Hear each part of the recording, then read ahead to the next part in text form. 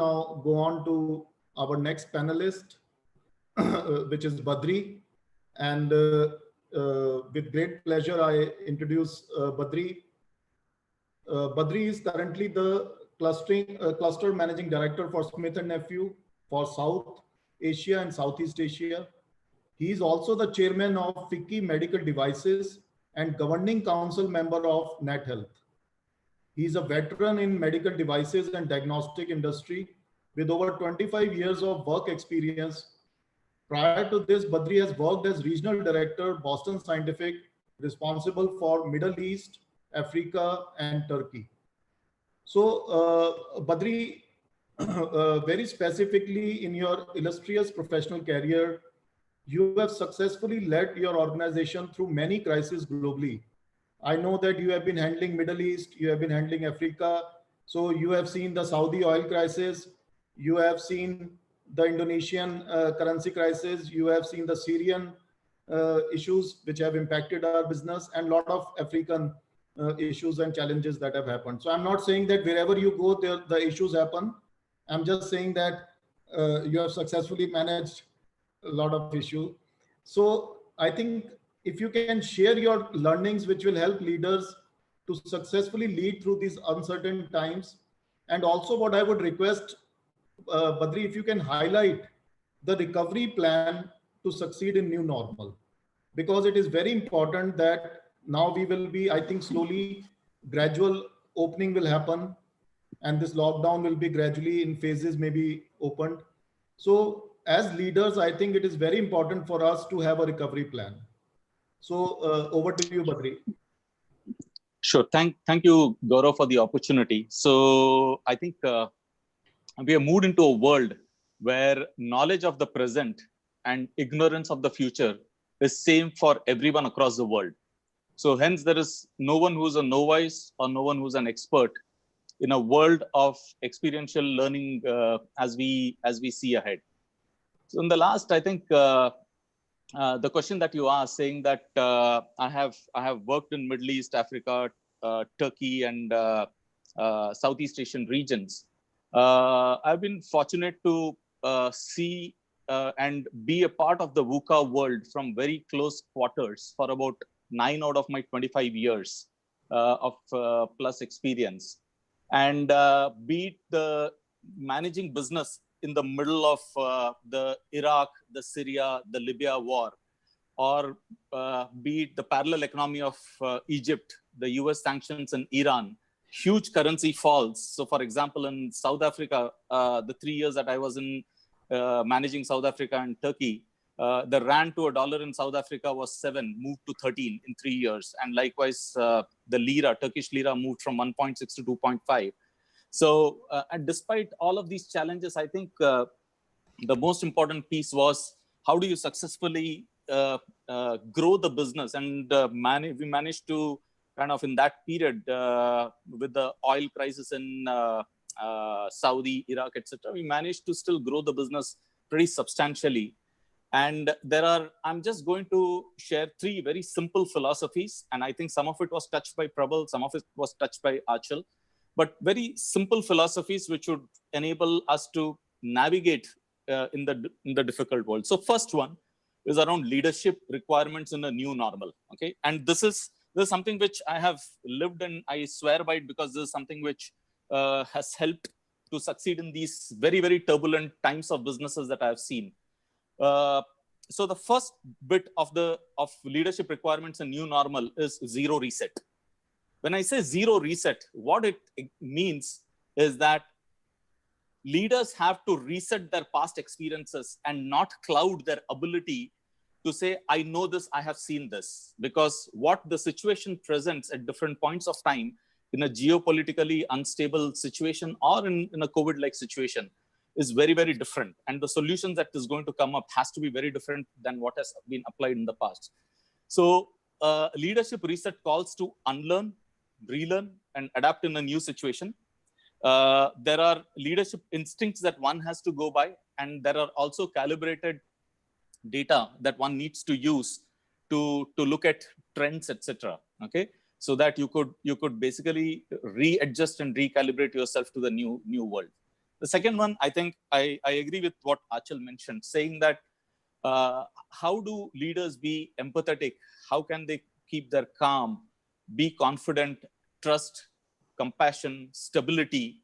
These are absolutely must. The most important, most significant is constant communication with your teams.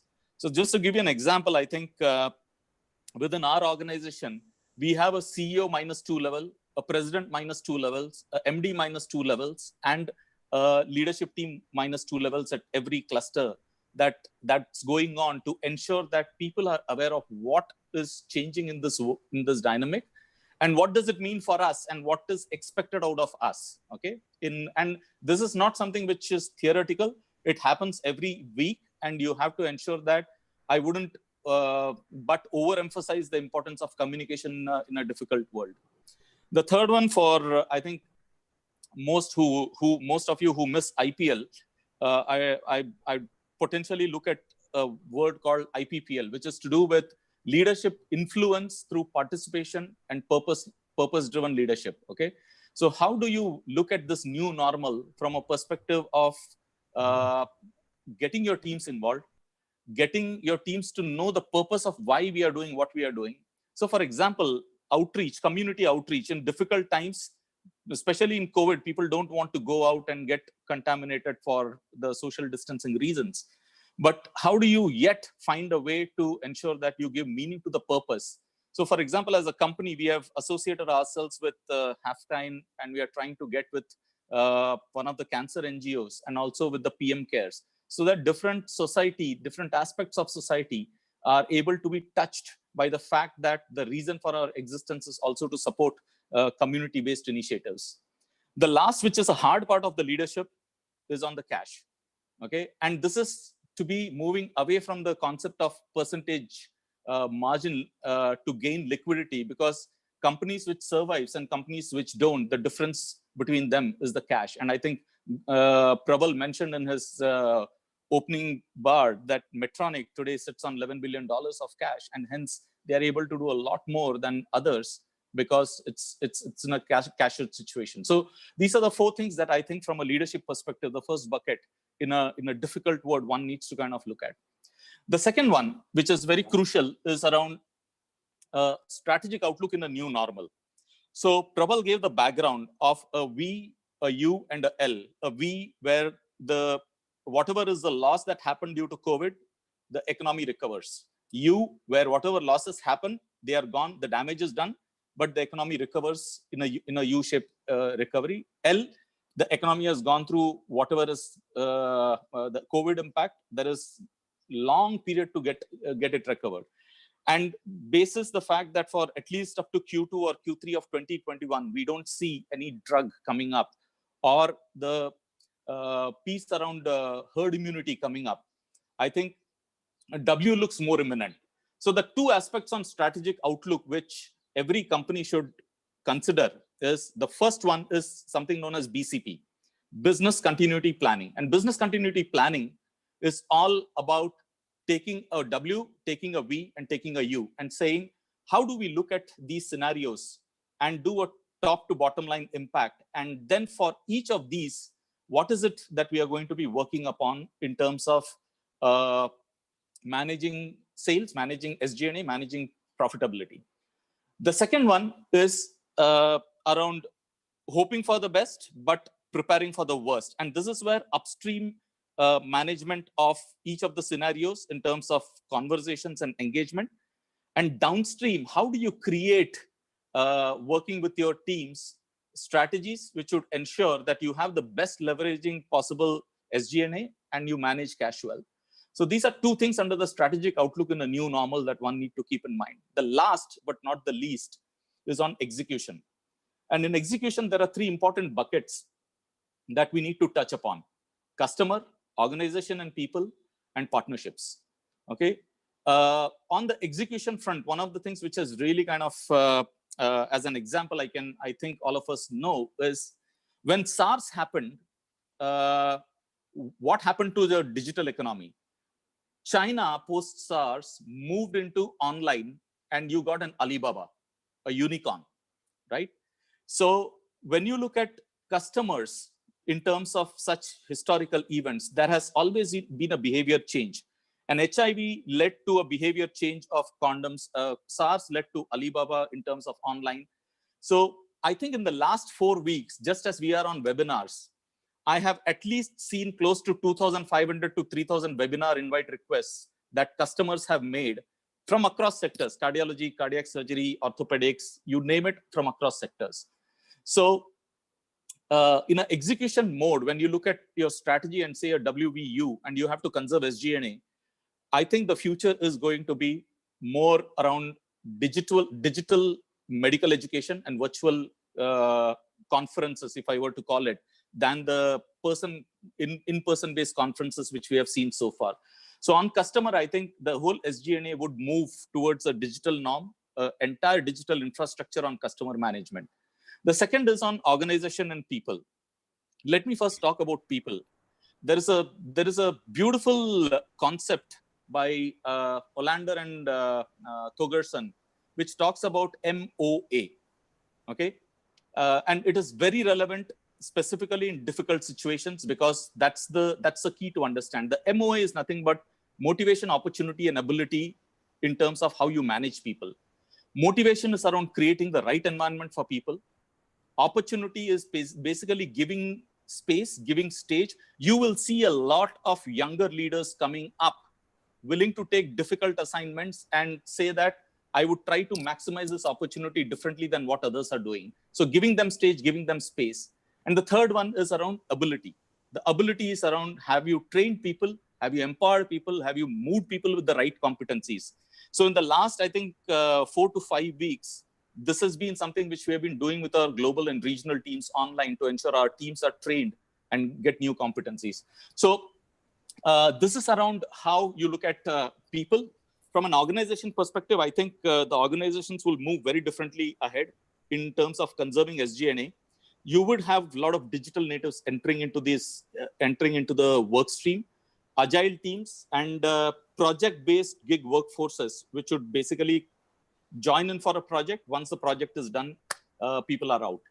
Yeah, this is around the second one. So first was customer, second was organization and people and the MOA concept. The third one is around partnerships.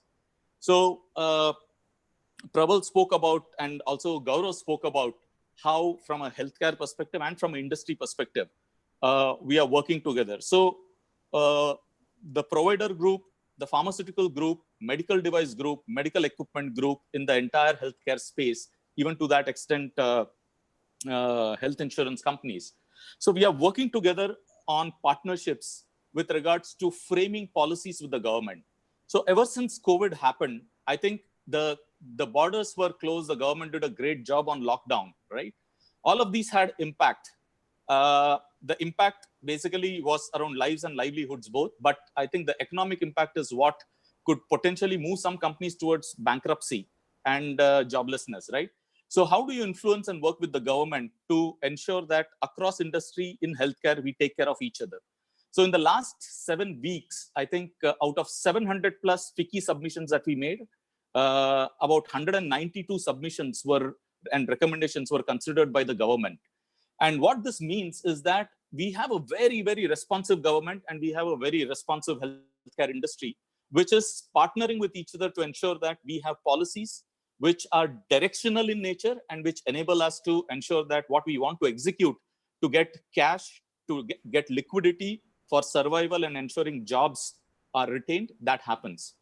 The other piece around, I think, policies and partnerships that is likely to happen is around local dependence. I think there would be a lot of ask from the government. So while governments are today collaborating on finding the COVID drug, but they are also competing on ensuring that each country becomes self-sufficient. So it's a paradox, opposing paradox, but it's important that we understand which way we need to head. And as an industry, we are trying to work with the government to come up with a policy which has a gradual phasing to ensure that it's a win-win in terms of local dependence and companies coming to invest back into India. So I think these are three very local important considerations to understand. One, leadership requirement in a new normal. Second one is the strategic outlook in a new normal. And the third one is the execution around customer, around people, and around partnerships. Yeah. So over to you, Gaurav. So one Thanks, last point is, as we just move away from a just-in-time concept, just-in-time world, to a just-in-case one. Okay. I think these perspectives, these three perspectives, I hope does a lot of justice to some of the leaders on the call and upcoming leaders to be able to kind of make meaningful contribution to steer organizations to new success. Yeah. Thanks. I think great insights, Badri, as always. And we are getting so much of positive feedback. And a lot of people are liking your insights. And I think they will assimilate and reflect on what you have said. All this recording will also be available on the YouTube channels. So people can actually look at the YouTube channel and later on, because to so much of good information that you have shared, and particularly I liked your concept about motivation, opportunity, and ability, the MOA concept. I think that is wonderful. And I think listening to you, what comes to my mind is we all as leaders, I think now need to practice compassionate capitalism. I think compassionate capitalism is the need of our, and we all need to consciously practice this in our businesses. So